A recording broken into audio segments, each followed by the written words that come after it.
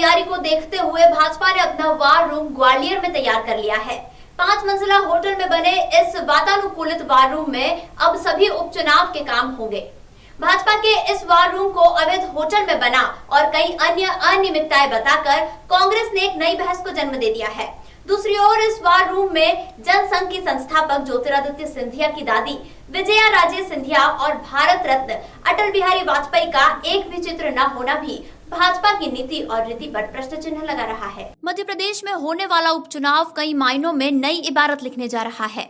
यह पहला मौका है जब चुनाव का बैटल ग्राउंड राजधानी भोपाल न होकर ग्वालियर है। इसी वजह से भाजपा ने यहां एक आलीशान चुनाव कार्यालय तैयार किया है। इस मौके पर मुख्यमंत्री शिवराज सिंह चौहान ने इस चुनाव को भाजपा की विचारधारा का चुनाव और सरकार बनाए रखने की लड़ाई बताया है, जिसकी शुरुआत इस चुनाव कार्यालय के शुभारंभ के साथ हो गई है। ग्वालियर चंबल की 16 सीटों के साथ पूरे मध्य प्रदेश की 28 सीटों को जीतने का संकल्प मुख्यमंत्री ने कार्यकर्ताओं से कराया।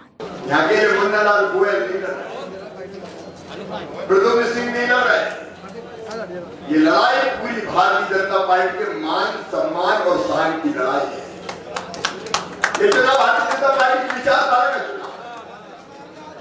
ये सरकार अगर गिरी, इस सरकार ने हमारी विचारधारा को कुचलने की कोशिश की। वचन देके मुकरने वाली सरकार थी कमलनाथ की।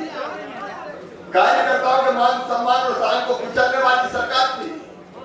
और मध्य प्रदेश को वल्लभ भवन में, जिस वल्लभ भवन को जिसने दलालों का अड्डा बना दिया, ऐसी सरकार थी। भ्रष्टाचार के सारे रिकॉर्ड तोड़ दिए।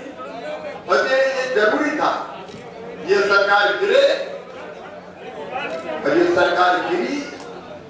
सिंधिया जी और पूरी टीम को भी मैं बहुत धन्यवाद देता हूं। एक क्षण में फैसला हुआ, सरकार गिरा दी गई। लेकिन अब ये लड़ाई है सरकार बनाए रखने की। अब सारे कार्यकर्ता भाई बहन बैठे, एक एक चीज बताने की जरूरत नहीं है। बोलो सरकार बनी रहनी चाहिए कि नहीं बनी रहनी चाहिए? जोर से बताओ, बनी रहनी चाहिए कि नहीं बनी रहनी चाहिए? बनी रहनी चाहिए। हम सबकी साख का सवाल है। कभी कभी ऐसा दिन आता है जब माँ अपने बेटा या बेटी से कहती है कि मेरे बेटा बेटी मेरे दूध की लाज रखना।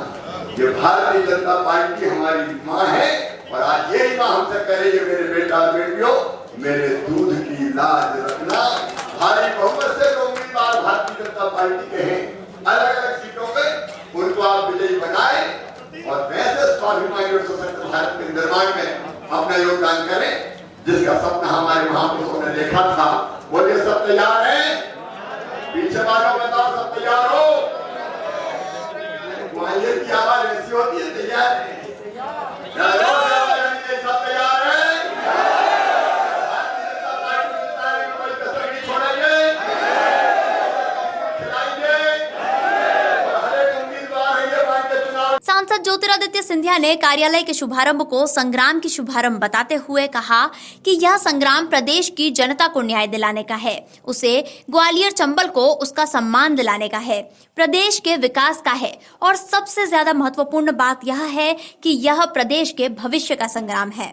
इसलिए इस संग्राम में हमें जीतना ही है। चलिए, आज वॉर रूम का उद्घाटन हुआ है। वॉर रूम का उद्घाटन हुआ है और आज से हम लोगों की तैयारी पूर्ण रूप से हो चुकी है और मुझे पूरा विश्वास है कि 28 के 28 सीटों पर आज का परचम लहराएगा। हम विकास का हमारा एजेंडा है, प्रगति का हमारा एजेंडा है, किसान, नौजवान, हर इंसान का हमारा एजेंडा है और विकास और प्रगति का परचम पूरे क्षेत्र में भी हम लहराएंगे। अब वो उनका विषय है। देखिए, मैंने सदैव आपको बताया था कि मैं दूसरों पर टिप्पणी नहीं करता। हमारी पार्टी पूर्ण रूप से तैयार है और पूर्ण रूप से इस चुनाव जनता के आशीर्वाद से जीतेगी। चलिए, सूची तो ऑलरेडी है ही है, आपको भी मालूम है। क्या पूछ रहे हो आप? चलो।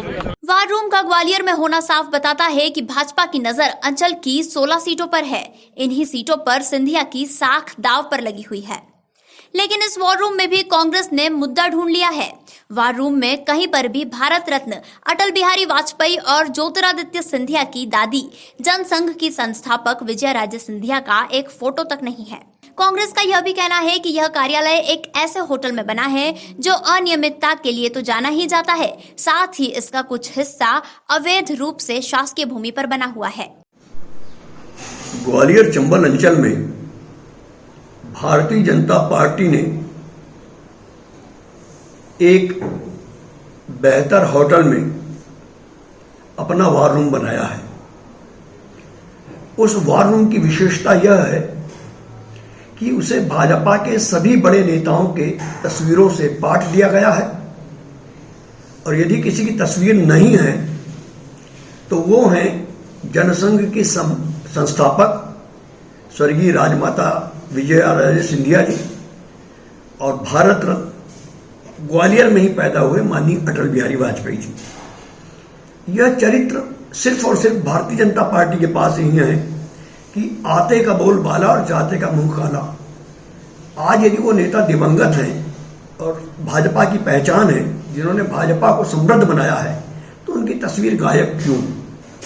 इसी प्रकार जिस होटल में यह वॉर रूम बनाया गया है वह अनियमितताओं और अवैध निर्माण की पिलर पर टिकी हुई है, जहां से भारतीय जनता पार्टी जो अपने आप को ईमानदार कहती है, भूमाफियाओं के खिलाफ लड़ाई लड़ने की बात करती है, वह भाजपा, वह ईमानदार भाजपा कांग्रेस पर वहां से हमला करेगी। तो जिस भवन की बुनियाद ही अनियमितताओं और भ्रष्टाचार पर टिकी हुई हो, वहां से भारतीय जनता पार्टी किस मुंह से ईमानदारी का संदेश देगी, सोचने वाली बात है। अभी से सुर्खियों में आ चुका यह वॉर रूम भाजपा को आगामी चुनाव में जीत दिला पाता है या नहीं, यह तो वक्त ही बताएगा।